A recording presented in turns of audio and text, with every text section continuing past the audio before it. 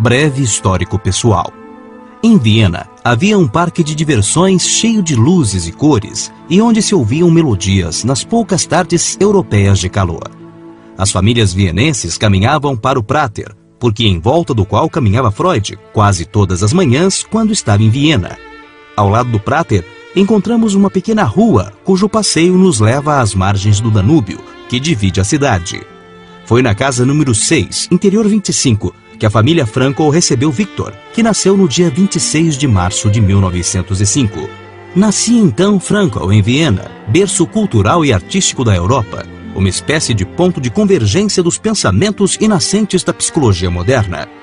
A mesma Viena de Freud, Adler e tantos outros acolhe agora aquele que seria, mais tarde, um continuador dessa aparente predestinação de Viena, a ser mãe da psicologia. O Sr. Frankl, pai de Victor, era judeu e trabalhava como secretário no Ministério da Educação vienense, onde gozava de grande prestígio por uma atuação de longos anos. Tinha o hábito de sentar-se aos pés da cama de Victor e ficar olhando para o filho até que este acordasse. Lembrando-se disso, Victor Frankl deixava transparecer alegria e gratidão. A senhora Frankl veio de Praga. Serena dedicava-se totalmente aos cuidados da casa e da família. Aliás, assim se constituía a família judaica na tranquila Europa do final do século XIX. Desde pequeno, Victor começa a gostar de psicologia e a se interessar pelos trabalhos de Freud, a quem, aos 16 anos, dirige uma carta, temendo não merecer resposta. Para sua surpresa, Freud pediu para que ele continuasse escrevendo.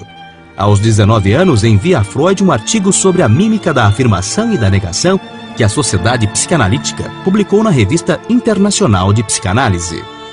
A partir daí, estava traçando o caminho de Frankl, que ingressa definitivamente no campo da psicologia.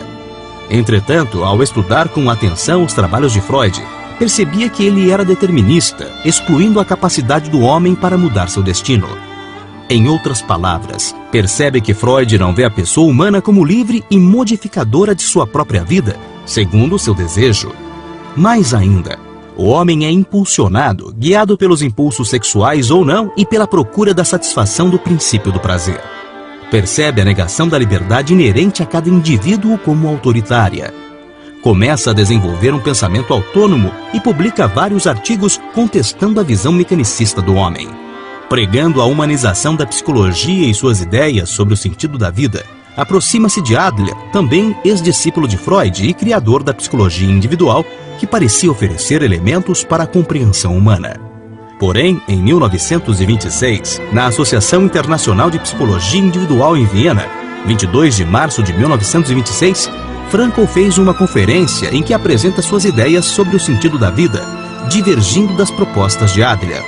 Em 27 de setembro do mesmo ano, participando do 3º Congresso Internacional de Psicologia Individual e falando sobre a neurose como expressão do meio, foi definitivamente rechaçado. Infelizmente, sua conferência não foi publicada nos anais do Congresso e as relações entre Frankl e Adler começavam a ficar problemáticas. Em 1927, fundou e dirigiu uma revista sobre psicologia individual, criando vários centros de ajuda psicológica para jovens carentes da periferia de Viena. Nesta época, o índice de suicídio entre os estudantes dos últimos anos do colégio era alarmante. A juventude vienense vivia intranquila porque sentia no ar a proximidade da guerra.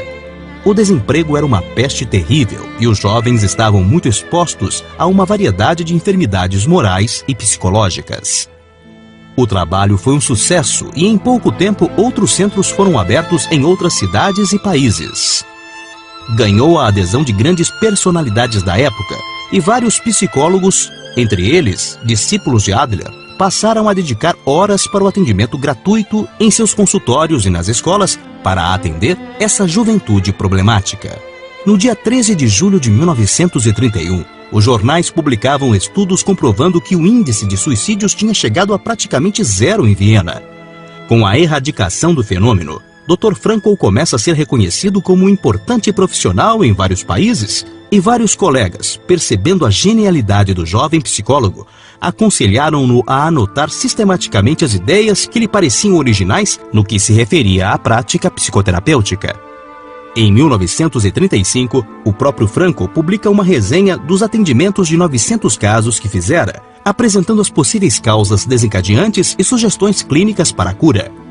Entretanto, as ideias rejeitadas por Adler no Congresso de 1926 continuavam incomodando e, numa assembleia realizada pela Sociedade Adleriana, decidiu-se a expulsão de Frankl, junto com outros colegas.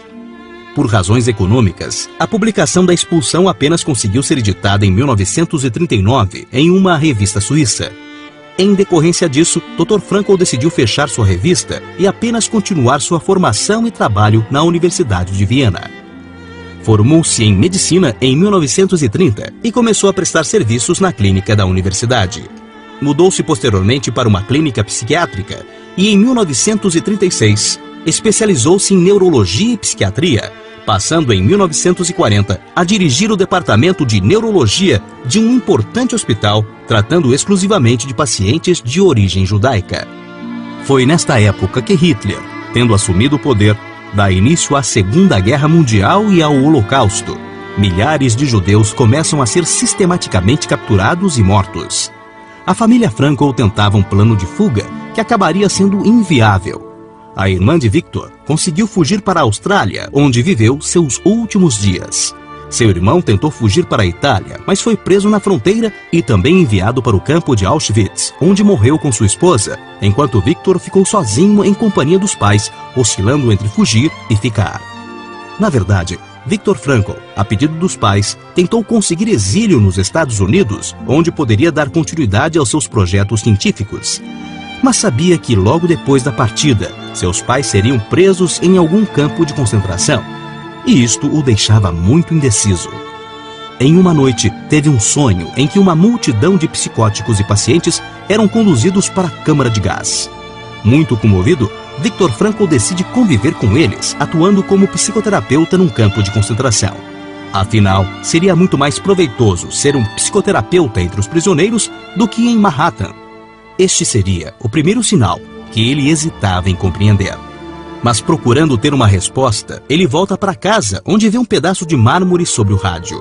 Dirigiu-se a seu pai perguntando o que era, e o velho disse tê-lo encontrado entre os escombros de uma sinagoga destruída pelas bombas.